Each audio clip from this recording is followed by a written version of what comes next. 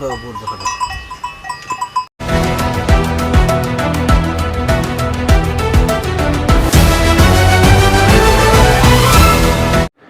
जाऊयात मधाच्या गावात. नमस्कार, मी माही अंबुलकर. बीवेन न्यूजच्या पॉझिटिव्ह स्टोरी मध्ये आपले स्वागत. मंडळी, मध म्हटलं की गुळवा आठवतो, पण झाडावर मधमाशी पासून तयार होणारं पोळं काढणं इतकं सोपं नसतं. पण जंगल परिसरातून जोखीम पत्करत मध गोळा करणाऱ्या एका गावाची गोष्ट आपण आज पाहूयात. गोष्ट आहे कारंजा तालुक्यातील असलेल्या सिंधी विहिरी या जंगलातील गावाची. चला तर मग या गावाचीच सैर करूया. हे आहे सिंधी विहिरी गाव. 1,500 लोकवस्ती असलेल्या गावात आदिवासी समाज सर्वाधिक आहे. गाव जंगलाला लागून असल्याने मध गोळा करण्यासारख्या कामात येथे अनेक तरुण गुंतले आहे.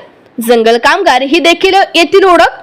पण बोरचे वाढते पर्यटन, रहाटी आणि ढगा या भागात तयार झालेले नवीन जंगल सफारी गेट यामुळे भविष्यात हे गाव कात टाकणार असल्याचे चित्र आहे. फॉरेस्ट, महसूल, उमेद आणि खादी व ग्रामोद्योग मंडळाने मनावर घेतलेस तर एक मॉडेल तयार होऊन गाव इतरांसाठी प्रेरणा देखील ठरू शकेल. तसेच येथील वातावरण. अलीकडेच मधपालन व परागसंचरण विकास प्रकल्प अंतर्गत वर्धाच्या सिंधी विहिरी या गावाची मधाचे गाव म्हणून निवड झाली आहे. विशेष म्हणजे विदर्भातील हे एकमेव गाव या प्रकल्पात निवडलेल्या गेले आहे. या गावात मध संकलन केंद्र, प्रशिक्षण व विक्री केंद्र उभारून रोजगार निर्मिती करण्याचा प्रयत्न केला जातोय. पहिल्या टप्प्यात तब्बल 54 लाख रुपयांचा निधी मंजूर झालाय. आता कामाला देखील वेग येणार आहे. खूप परिश्रम लागतात सर. ते माणसं वगैरे राहते आमच्याकडे, मग ते सद आणतात आणि मग ते सद आणल्यानंतर मग आम्ही त्याला ते आणते पूर्ण ते काय म्हणते मधाचे ते झाडं असते ना, ते छोटे छोटे फांद्या ते आणल्यानंतर मग त्यांना घरी पिळते फडक्यामध्ये आणि नंतर मग फिल्टरमध्ये मशीनमध्ये करते आणि नंतर बॉटला पॅकिंग करते. जंगलामध्ये जातात ना सर, 6 लोक 7 लोक 10 लोकांची टोळी असते त्यांची. मग ते तिथून आणतात 10 किलो 15 किलो एका दिवशी ते सहज आणते आमच्या इथे.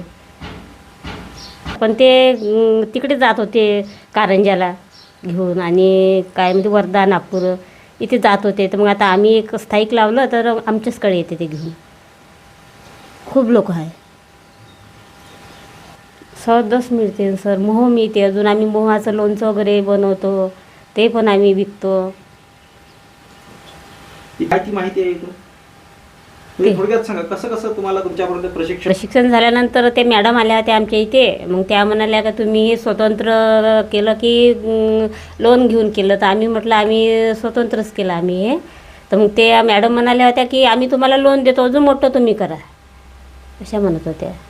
मग काय घ्यायचं आहे ना. आम्ही 10 क्विंटल 15 क्विंटल 20 क्विंटल सद गोळा करतो आम्ही दरवर्षी. मग ते आमचं ऑनलाईन जाते सर.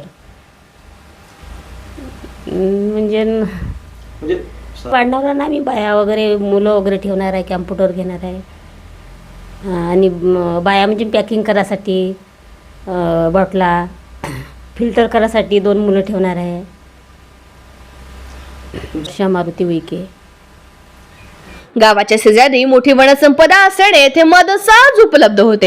येथे तरुणाचे समूह पारंपरिक पद्धतीने मध संकलन करून आपल्या रोजगाराची सोय करीत आले आहे. आता योग्य प्रशिक्षण आणि योग्य पद्धतीने मार्केटिंग आणि ब्रँडिंग झाले तर याच मधाला चांगली किंमत मिळेल अशी अपेक्षा या गावातील नागरिकांना आहे. सिंधी विहिरी येथील मध संकलन करणाऱ्या तरुणांनी या प्रकल्पाला सकारात्मक पाऊल म्हटले. पेटी सांगितली ह्या पद्धतीनं काढायचं बा. तर मग आम्ही म्हटलं आम्ही मोठ्या माशीचं काम करतो आणि बारीक माशीचं सातपुड्याचं आम्ही काही करत नाही काम.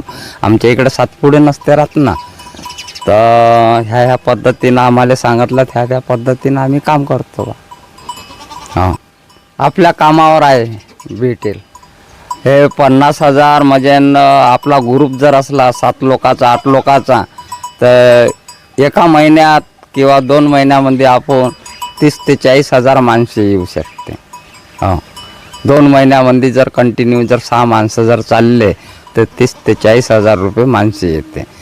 आता ग्रुपमध्ये असं पकडा का 6 लोक असले तर 6 लोक मिळून सन्या आज 1 लाखाचा माल झाला तर त्याच्यात सर्वांचाही हिसाब होते.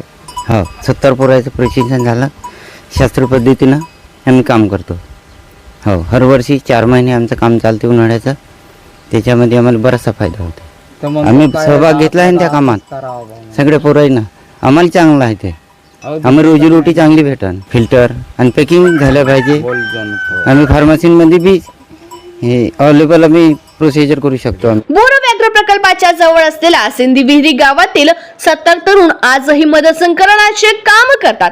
मध संकलनाचे पारंपरिक कौशल्य हेरून खादी व ग्रामोद्योग मंडळाने गावात मध पालनाचे प्रशिक्षण दिले. येथे बोर लगत येणारे पर्यटक या गावात विसावू शकतात. त्यामुळे याचा मध विक्री केंद्राला होणार आहे. पर्यटक गावात पोहोचताना उत्तम दर्जाचे मध त्यांना येथून मिळावे यासाठी मध विक्री केंद्र येथे उभारले जाणार आहे.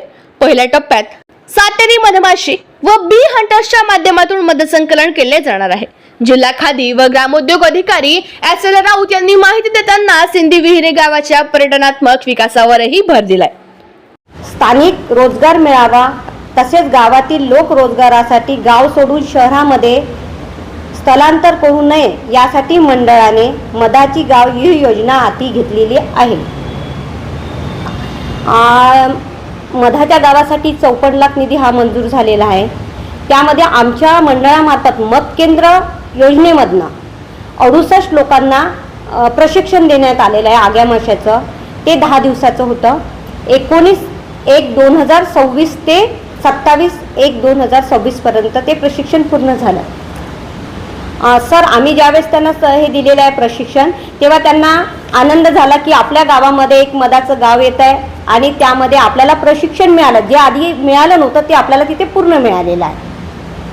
ही संकल्पना अशी आहे सर की कुठेतरी म्हणजे आदिवासी विभागामध्ये एक चांगलं काम करावं मंडळाने असं मंडळाने ठरवलं होतं. त्या योजनेमध्ये यांनी मग वर्धा जिल्ह्यामध्ये विदर्भामध्ये वर्धा जिल्ह्याचं सिंधी विहिरी गाव निवडलेलं आहे. 15 लाखामध्ये सामायिक सुविधा केंद्र, माहिती दालन आणि विक्री केंद्र असे ते आहे 15 लाखमध्ये. याचा असा फायदा होणार सर की ते बाहेर जाऊन लोक मध काढतात आणि दुसरीकडे विकतात. तर ते गावामध्येच त्याचं संशोधन करेल त्या विक्री याच्यावर म्हणजे जे मध काढून आणणार त्यावरच ते त्यांचा म्हणजे संशोधन करेल आणि बाहेर विक्री करेल. त्याला ते नावसुद्धा देईन ब्रँडचं. मंडळ त्यांना रोजगार उपलब्ध करून देणार. त्यांना म्हणजे जे त्यांना मिळालं नव्हतं बाकीच्या योजनेमधून तर आम्ही मंडळाने पुढे जाऊन ह्या गावाची निवड केली आणि त्यांना आम्ही रोजगार उपलब्ध करून देणार यामधून. आणि त्यांचं जे मध होतं ते कमी दरामध्ये बाहेर विकल्या जात होतं. तर आम्ही तिथे ते त्यांना उपलब्ध करून दिलं की ते त्यांना बाहेर कमी दरात न देण्या वाजवी भावात तिथेच म्हणजे ते विकेल आणि बाहेर त्याची विक्री करेल. त्यांना जास्त प्रमाणे प्रॉफिट मिळेल तिथे. आपल्या गावातून म्हणजे जंगलाच्या शेताच्या तळामध्ये जंगलात घुमून ते तिथून जमा करतो आम्ही. तो आपल्या जोडपाडमधले झालं म्हटलं सीताफळ झालं काही असं बोरीचं झाड झालं त्यांच्यामधून आम्ही काढून बादमध्ये काढून घरी आणतो आणि ते छापा करून दुसऱ्याला कंपनीमध्ये आपल्या इथे संस्थापन देतो. असं जे निर्माण झालेलं आहे ते पहिले होतं आता नाही होणार. जसं आमचं न्यू पिढी आहे सर त्याला आम्हाला हे भेटणार बा संस्थामध्ये जो आपलं जो परीक्षेचं आहे ते होणार. आमच्या गावामध्ये पुलाच्याकडे एक मधाचं झाड होतं त्याच्यावर आम्ही प्रशिक्षण दिलेलं आहे. रोजगार संधीसाठी मध संकलन उत्तम पर्याय ठरू शकतो. योग्य अंमलबजावणी झाल्यास गावाला पर्यटन दृष्ट्या नवी ओळख मिळण्याची आशा आहे. BVN न्यूज साठी आशिष इजनकरसह ब्युरो रिपोर्ट सिंधी विहिरी वर्धा. हा व्हिडिओ आपल्याला कसा वाटला नक्की कॉमेंट करा. BVN न्यूजला सबस्क्राईब करा आणि लाईक करायला विसरू नका. पुन्हा भेटूया पुढच्या पॉझिटिव्ह स्टोरीमध्ये.